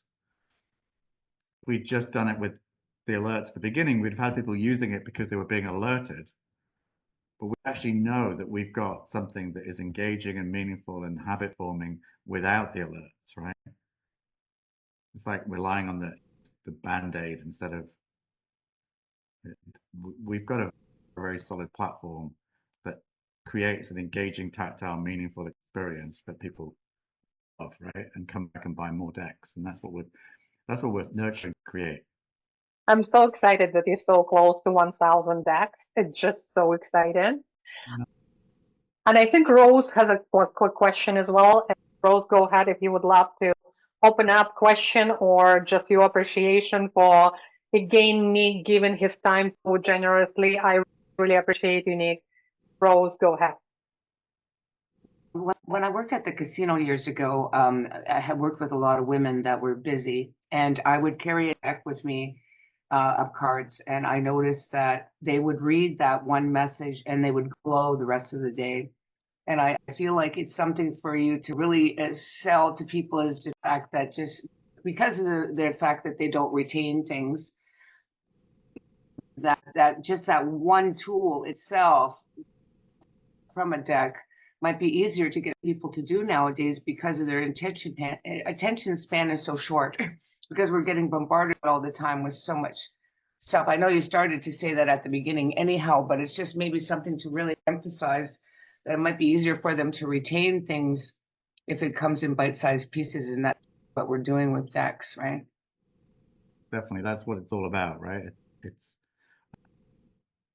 just interesting. I don't know, because the people who love decks often don't actually understand why they love them, because they haven't sat down and thought, why do I love these? They just use them because they love them, right? And I found that I've spent a lot of time thinking about, why is this space so addictive? Why do people buy so many decks? Why do people use them like this? And I've tried to understand that in order to help us try and articulate to people.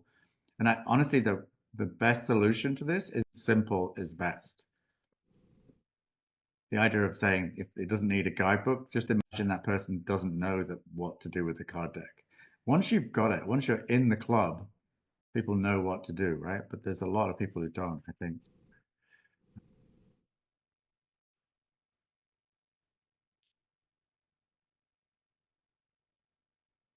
Lynn said, I post additional question in the group. I don't know how to redo my whole deck and spreadsheet and not have the same issue I had with it.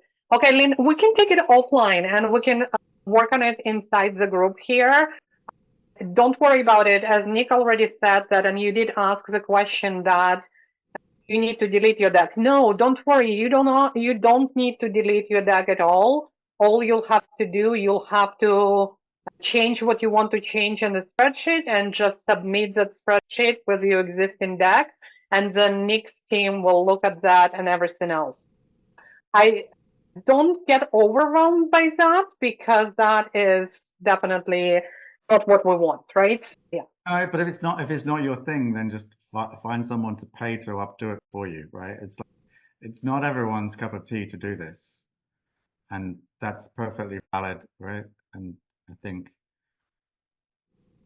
it's like, just if you ask me to do administration, I'm the world's worst administrator. Nothing's going to make me happy. But if, there's 100 things you could ask me to do that I'd be like, oh, great, right? If it's not your thing, don't persecute yourself and just enjoy. Do the things that bring you joy, and delegate those to other people that have those skills, right? Yeah, absolutely. Yeah. But remember, we have the community where we'll support you as well, because sometimes I don't like, I'm just like Nick, right? So I don't necessarily like spreadsheets or Google Sheets. And what I do, I just create them so pretty. So I actually, I tolerate using them because they look pretty, right? So we all find the ways to create something for ourselves that is actually fun and giving us a little bit of joy. But we also need to understand that building a business, selling the decks, creating the decks, it's not necessarily all will be fully joyful, right? And that's okay, because it's stretching our comfort zones. And it's also teaching us that building the business is not always rainbows and roses, right? So there's different things come up, and it's building our resilience as well, right? So yeah, absolutely. So we can figure that out for you. Nick, I just wanted to say, and everyone who is still watching, we still have people watching on live and here on Zoom. I just wanted to say again, thank you so much. Thank you so much for being here, for always thinking about our community. We're the first to know about all of these changes. It's exciting. And I would love for everyone just to post something to let Nick know how much you appreciate him being here, because with everything we do, whenever we have any guest experts, we always want to share our appreciations and gratitude because that's how we can come up from the abundant side as well, right? So please let Nick know so we can read all of this appreciation for him. Yeah, I think one of the things, it's very likely that 1,000 decks we're going to do something to probably we very likely will start charging beyond 1,000. I think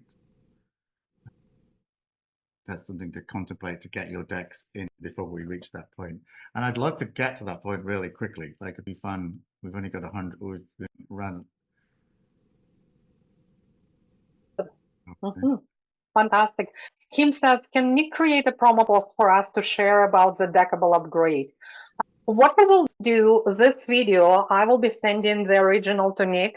I also going to be posting this video on YouTube, and you can share it as much as you want. It will be public. All of the interviews or all of the guests, whenever we meet with Nick, I don't consider it an interview. It's really your floor. Whenever Nick is here as our guest, I always post it publicly on YouTube as well. And you guys can share it absolutely with anyone because the more people we can bring to Deckible, we all win together, right? Like Nick said, right after 1,000, they are going to start charge for being on Deckible as well, right? And we are right at the beginning. We're still at the beginning. It's just the beginning. Even at 1,000 decks, it's still very, very early. Okay? Yeah, and Rose says, I'm really excited. I joined the group a while ago, and I have to trust that the delay was because of all of these new things available. I'm so appreciative, fantastic. Latera says, I'm super excited to play with the site. And yes, please, please. The best way to learn the platform is actually to download it, to buy a deck or few, and play with them and see what you like, what you don't like, because if you want to create the best experience for your clients, for your buyers, if you're not using it, you will not be able to create it because you would not know what you like and what you don't like and what is available and what is not available. Okay. Yes. Lori says, oh, go ahead. In buying a deck, you're also supporting other creators. Yes. You know, if you want to be supported when you've got a deck, it always makes me smile. The creators that never bought anybody else's deck. I'm like, okay, like it's good, do whatever. It's like you create the abundance that you bring to yourself, right? Yes, 100%. Yes. Lori says, Nick is fantastic and always enjoying hearing about Deckible progress. And Jen says, thank you so much. So, Nick, what would you like to say to wrap it up? Yeah, it's been one amazing journey to this point. I couldn't be prouder of the platform. It really feels like, oh my God, if you think where we've come from to now, but it's just going to keep growing. It's going to get better and bigger. And it is about all of us bringing more people to the platform. Like I am never surprised to present Deckible to someone. They book a slot. They've not even explored the product or looked at it. When they actually show them it, they're like, oh my God, I had no clue. And that's everyone's responsibility. If we want this to succeed, we all have to get behind and promote and suggest and nudge and cajole people because people are all overloaded. And then, you know, if you think about that restaurant you've never been to, how many nudges did it take you to get there or to see that show or to watch that book, to read the, you know, whatever it is, right? We take lots of little nudges to get us to do things. And we're all trying to do that to create more and more traction and momentum with Deckible. And I think the product's so wow now that if you turn up and explore it and play with it and go, oh my gosh, buy some decks and get into it, it's pretty incredible what it offers. And I think that's something worth recognizing that, you know, if you haven't seen this, if you didn't know this existed, to see it as it is a pretty magical, I didn't know, right? And also to see the progress, right? To see the whole progress because we've been They're not from very beginning, but I think when we started it was about 300 decks or something. It was amazing. I have a couple of more comments of appreciation. Thank you so much. I appreciate you spending your and taking your time. I have always been a fan of Deckable. I own 10 decks now on the website. Yes, amazing. And Berglund says, I think it's fascinating to be able to use Deckable as an option to get my deck or any decks in front of different type of generation of users. Yes. And we have someone, John, I'm so excited actually to talk about that. I wanted to highlight John because John has a printed deck and he said right now, excellent content. This is now my next project. Yes, I'm so excited that we converted John finally to get him on Deckable with audio and video because his deck is incredible as well. And Kim says, loves the interface upgrades as a user and as a creator. Amazing, amazing. I think one of the things that, given you're all creators, one of the things that people have misunderstood or not appreciated is the fact that you can gift a deck now, and the fact that you can buy a gift token for someone. The person who buys that may well not be a fan of decks, but they may realize that the people in their lives are, and therefore, what a wonderful thing, what a wonderful gift, right? So that's a big enabler that someone can come along and say, I'm going to buy everyone in the family gift cards this Christmas, right? Because everyone will buy different gifts, different decks. Or you can just say, I'm buying my deck for everyone, right? Because you can try selling it to people. That can be an uphill struggle at the beginning.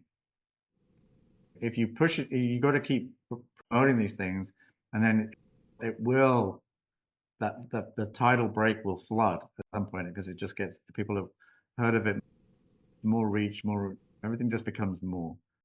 And I think that's what I've seen, is just that I can see the ease with which people are turning up to Deckable compared to a year ago, right? It's just, yes, 100%.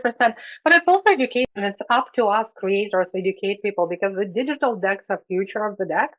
And it's that educational piece to show them, because sometimes I have my members asking me, do you have a video where it's explaining about the deck? And I could probably create it, but it will be so much more if you create those ones for your people, because they buying them because of you, not because of me. So yeah. And I think people, this stuff is so incredibly easy today. You may not want to make a video, you may not have the skills, but you have no excuses. It's totally doable. The only person that's stopping you doing it is you, right? And if you decide it's going to be fun, it will be. If you decide it's going to be awful, you'll never get started, right? It's that simple. And not only that, you don't even need to be on a camera if you don't want to. No. It could be that presentation and your voiceover, and you just, there are so many different ways that you can do it. And what I always will say, yes, we can provide you with as many tools as possible, but again, at the end of the day, people will buy it because they know and like and trust you. Right. So they would want to hear your voice in those videos, not my English, not Nick's perfect English, right? Yeah. I always ask people, who do you admire? Whose content do you buy? And everyone can name you. Maybe it's Eckhart Tolle, maybe it's whoever it is, right? It doesn't matter, but look at that. If you're going to sell your deck, you have to become that. People won't buy your deck unless they admire what it is you do.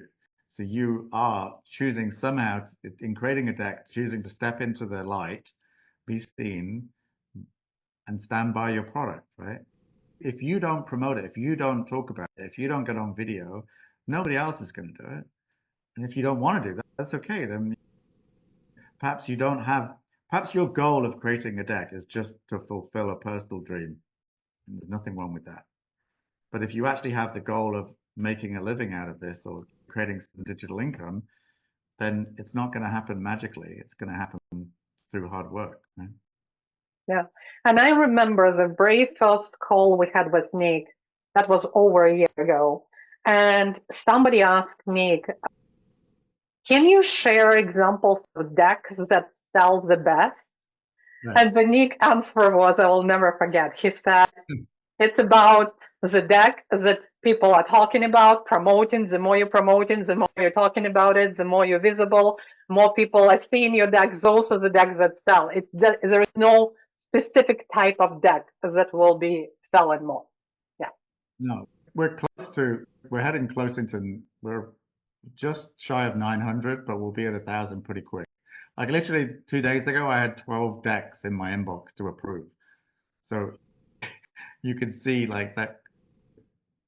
And I think this release, when we tell everyone about it, we haven't mailed anybody in 2-3 months on Deckible. Because it's like the time to do stuff and to let people know is when you've got something worthwhile and updating people about. And people go, I think people will just be blown away by what's here and how much progress, because people literally go into Deckible and go, oh my God, your deck numbers have gone way up. You've got many more decks than you used to. Wow, right? You can see the progress. It is, and I think the 1,000 is a psychological number that people will be like, wow, do I want this? It's classic FOMO. If you want to miss out, don't do it. But if 1,000 people have already said yes, you're not early. You're not being, people have you've treaded the water for you, you've looked around, you've kicked the tires. Thousands of people have gone and done this already. So it's pretty cool. It's amazing. And I want to congratulate my community as well, because out of close to 900, which is less than 900, 8% are done by us. And I love that. I know it sounds like a small percentage, but it's not. I'm very proud of this community, and I'm very proud of what we created, because as I said, 68 decks are created by us. Also, if you haven't seen it yet inside Oracle Cards Magic, I just announced we're doing the community deck, which will be based on healing modalities. It will be, you will have to commit for the video deck there, and we have a lot of interest already. So that is starting in January. We're working on this big project, which means that if we have 25 people participating minimum in this community deck, that's 25 more decks that you committed to publish on Deckible as well. So I'm excited about that. Yeah. It's all happening. It's definitely all happening. Yes, all happening. Yes. So I know it's almost 2 hours, and I just would love to respect your time. So yeah, anything else you want to say, or we're just going to say thank you everyone who've been here with us. Thank you. Yeah, it's great, everyone. It's powerful to see these kind of milestones and realize the progress from each version. And to see that we're creating something that's actually alive. Deckible isn't just the lines of code, it's all the people, it's all the artwork, it's all the audio, the video, it's the people who've heard of us that haven't even joined yet. It's all of the content across the web that will help them find us. That stuff is phenomenal, because it's just alive. It's like this melting pot of bubbling liquid, but it's human and it's energy based and it's thriving and vibrating and growing as a consequence of that. And that's powerful to think about. And it's fun to be part of, to see that.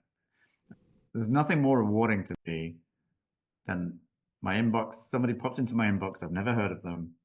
They've discovered Deckible. I have a call with them. I hear about their project. They share their deck, tell me where they're up to, what they're planning to do. And I can see that, and when I show them Deckible, I can literally feel their vibrational energy of excitement of knowing that this is possible and this is there, right? So you're part of something. It's pretty exciting to have come this far and know what's coming next, you know? Absolutely. Thank you again, Nick. Thank you so much. And thank you for always being available to us and being here, always available to me as well. We talk offline as well, right? So it's just been a great business relationship here, business partnership. And we've done some partnership project, like you remember Decathlon and stuff like that. So maybe we should think about something on a smaller scale next year as well. So we'll talk about that. Thank you again. And if anyone has any more questions, please post them in a Facebook group, any Facebook groups where you are, and I will combine them all. And if we need to ask Nick about those ones, I definitely will ask him. Most of those questions I probably will be able to answer myself as well, okay? So thank you so much, and we will see you around. Cannot wait to see that new release on Monday. Bye for now. Bye.